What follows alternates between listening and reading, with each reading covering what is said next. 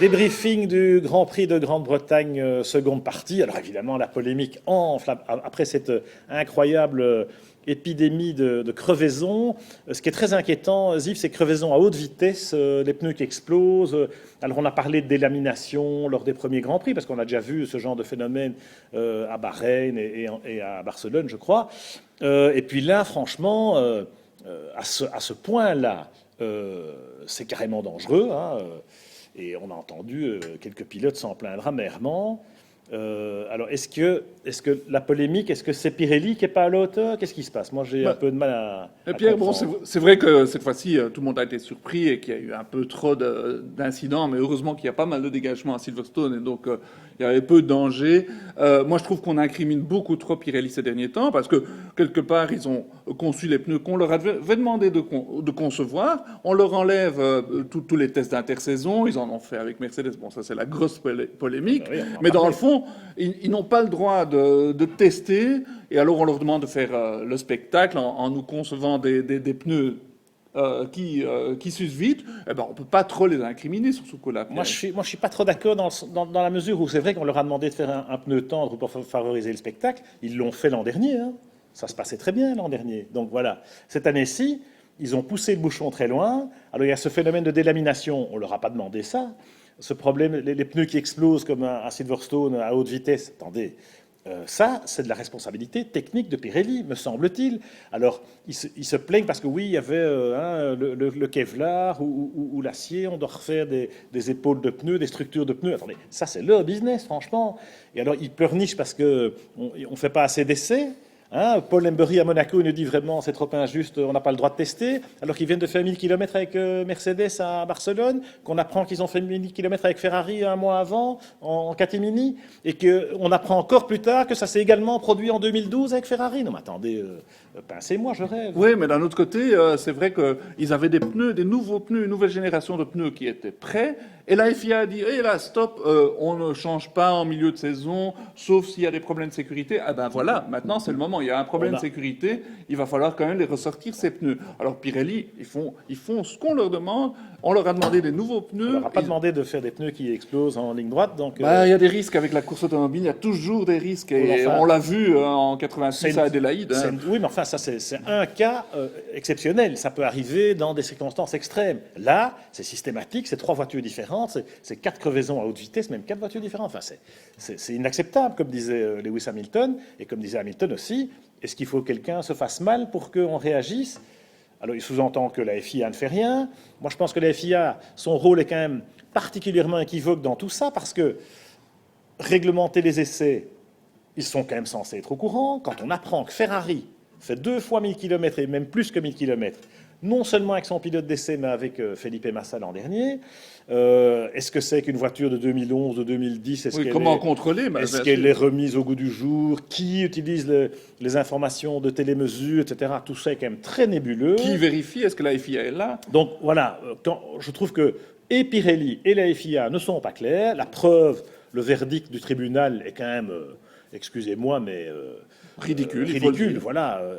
Et je constate aussi que Mercedes, alors on disait jadis FIA, Ferrari International Assistance, hein, disaient les Anglais. Bon, alors après il a fallu un peu soigner Mercedes parce que il y a eu les négociations entre Lauda et Ecclestone pour que Mercedes reste en F1, hein, les accords Concorde, patati patata, le patron des finances de Mercedes qui siège au board, et comme par hasard c'est Mercedes qui fait les essais avec Pirelli alors qu'ils ont des problèmes avec les pneus depuis le début de l'année.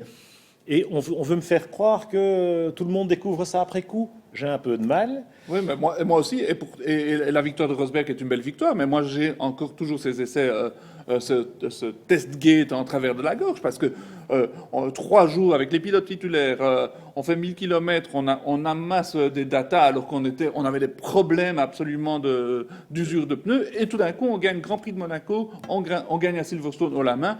Moi ça m'embête très fort. Oui, Hein. et on peut dire la même chose de Ferrari, parce que c'est quand même entre Bahreïn et Barcelone que ces messieurs font 1000 km avec de la Rosa, et même plus que 1000 km, paraît-il, avec de la Rosa à Barcelone. Et qui gagne à Barcelone, s'il vous plaît?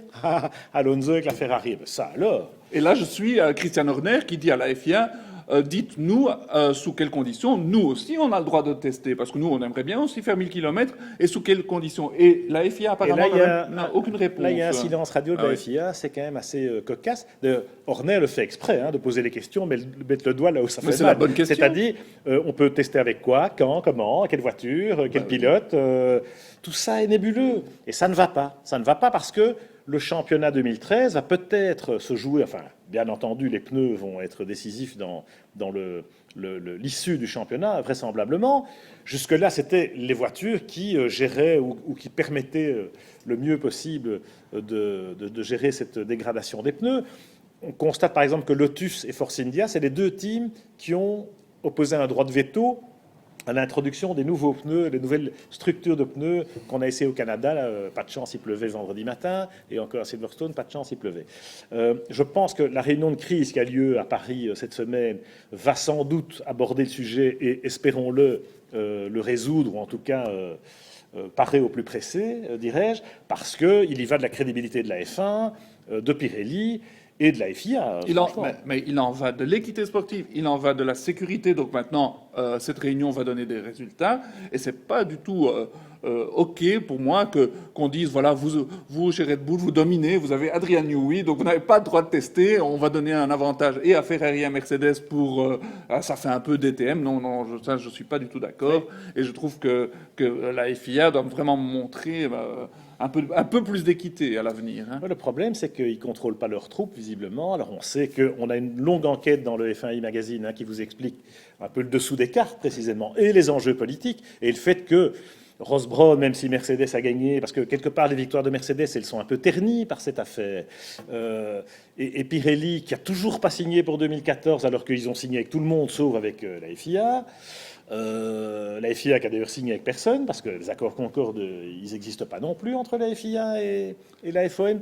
Enfin bref, tout ça est peut-être un peu compliqué à suivre et à comprendre, mais je pense qu'il y va de la crédibilité du sport. L'équité, j'ai un peu peur qu'elle soit déjà entamée, parce que, voilà, clairement, on a favorisé certaines équipes. Alors Pirelli maintenant a dit non, mais on peut faire 1000 km avec tout le monde, on va louer le Ricard fin du mois, on peut venir à Barcelone début août, mais qui va y aller, comment, pourquoi, dans quel... Voilà, voilà, il faut vraiment qu'on ait des réponses d'urgence, en l'occurrence lors de cette réunion de crise, la commission F1 qui se réunit avant le Grand Prix d'Allemagne, parce que voilà, au-delà de ça, ça devient grotesque. Et quelque part, c'est une contre-publicité, que ce soit pour Pirelli, que ce soit pour Mercedes, parce que, comme tu disais, leurs victoires sont entachées d'un doute. Tous les observateurs le disent. Donc, il est urgent de vraiment mettre les choses au point. Alors, désolé pour Pirelli, parce que moi, franchement, j'aimais bien le côté, justement, le piment qu'apportaient les pneus qui se dégradent. Il y a plein de puristes qui supportent pas ça et qui disent les pilotes doivent rouler en dedans, ça ne va pas, etc. Moi, je pense que c'était quand même les pilotes qui devaient gérer aussi. Alors, certes, il y a des voitures qui usent les pneus davantage que d'autres, mais c'était intéressant de voir le travail des pilotes, même s'ils n'attaquent pas à 110% comme ça pouvait être le cas avant, même si une GP2 en qualif est peut-être plus vite dans certaines circonstances qu'une F1 en course, ça n'a pas d'importance. Il faut favoriser le spectacle, comme dit Mika Hakkinen dans F1 et Magazine, le spectacle à la télé, parce que voilà, on est dans cette compétition-là et dans cet environnement-là. Mais si c'est pour avoir des pneus qui explosent de façon... voilà, sans aucun contrôle possible et qui quelque part vont jouer le championnat comme ça. Non, c'est vrai qu'Hamilton l'a dit aussi, c'est qu'il ne faut pas attendre qu'il y ait un blessé, ou pire, pour sévir, il faut maintenant vraiment une nouvelle génération de pneus et une équité sportive. La balle est dans le camp de la FIA. Action à la semaine prochaine.